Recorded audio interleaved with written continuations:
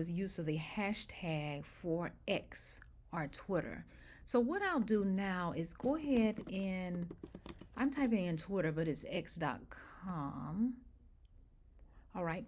And what you can see here is that I am already logged in. So this is my bio picture here. And I would encourage you, and this is my username, JProfTABB, and then my name appears there. But I'd encourage you to go ahead and log into X or Twitter, and then it'll be easy for you to post using the hashtag. So we do have a hashtag in this course, and I'll go to Canvas now just so you can see it. Of course, I can tell you, but it'd be good to see it also.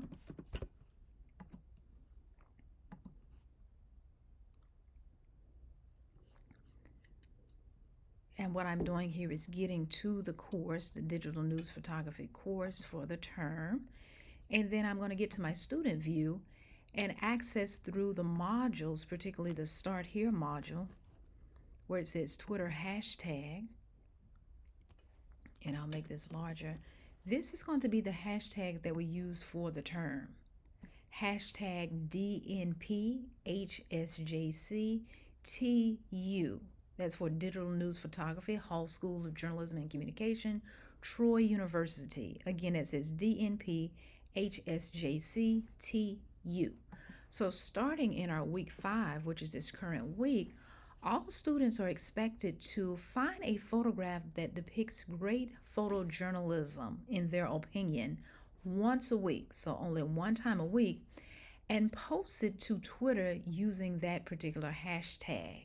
Okay, this right here is a screenshot that demonstrate what was done September 10th last year in recognition of September 11th.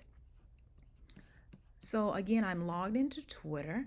So this is what you'll need to do here. As an example, I enjoy visiting USA Today to find out things that are happening around the news.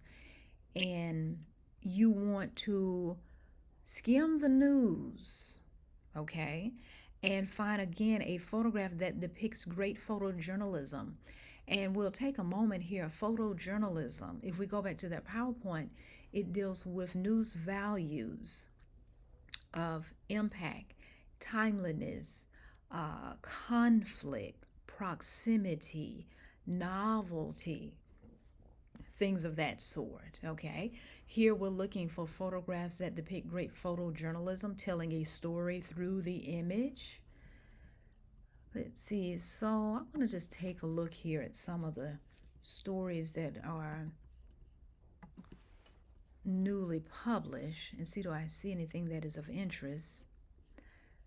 I'm on USA Today, but I can remember reading a story on AL.com, and I thought the photographs were very good in terms of photojournalism. It dealt with the election.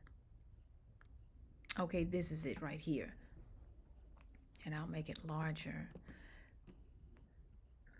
So we know that this is really a hot story right now, the presidential election that is forthcoming. And this story was actually published today on the 9th. This is good. So it's very current. That is something that we need to keep in mind as we're looking for photos. We want one that is current. Photojournalism is about journalism. Currency is one.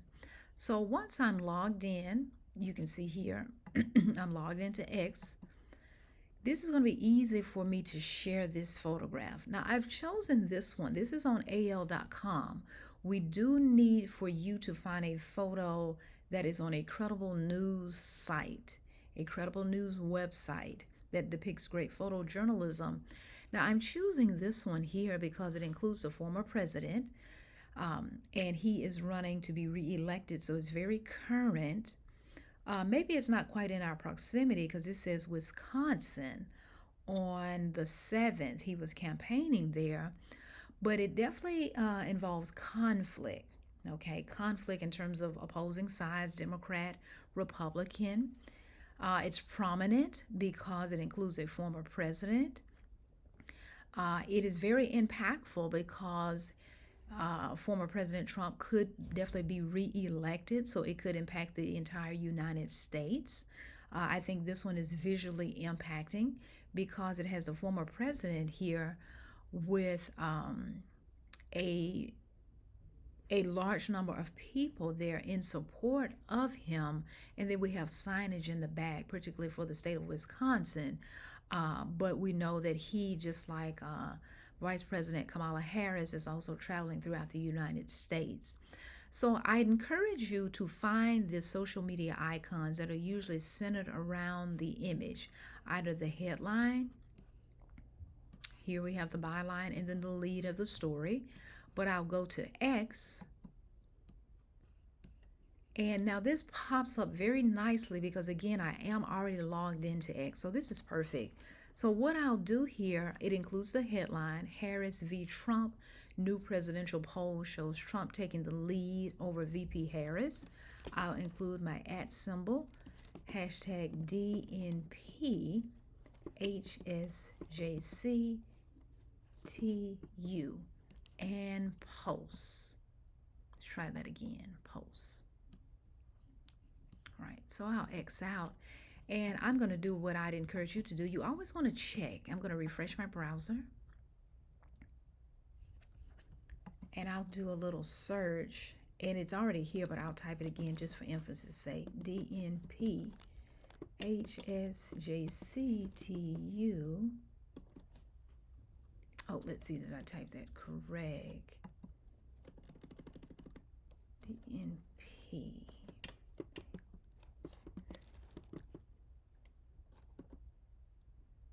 Okay, great. I may have typed that incorrect initially. So it says 37 seconds ago. It has my name, my username, and it has that photo from AL.com that appears. And I'll tell you, I also did this earlier when we had the live, moments before the live started, but we had some technical problems there.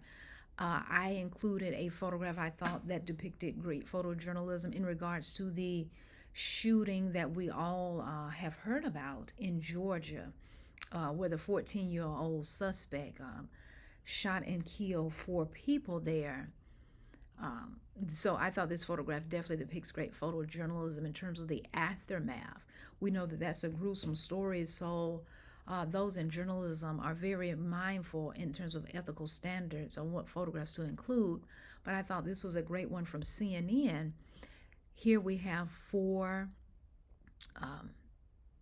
memorial signages that demonstrate the 4 lives that were taken. Also, numerous balloons and flowers here. I believe this is the U.S. flag, half-staff, in honor of those persons that lost their lives on that day. It's a very sad story, but that is a part of the news, so it is something definitely relevant that we could include. But ideally, this video is done purposely to demonstrate what all students should start doing in terms of finding a photograph that depicts great photojournalism in their opinion, and including the hashtag for the course to post that on Twitter, so that will appear.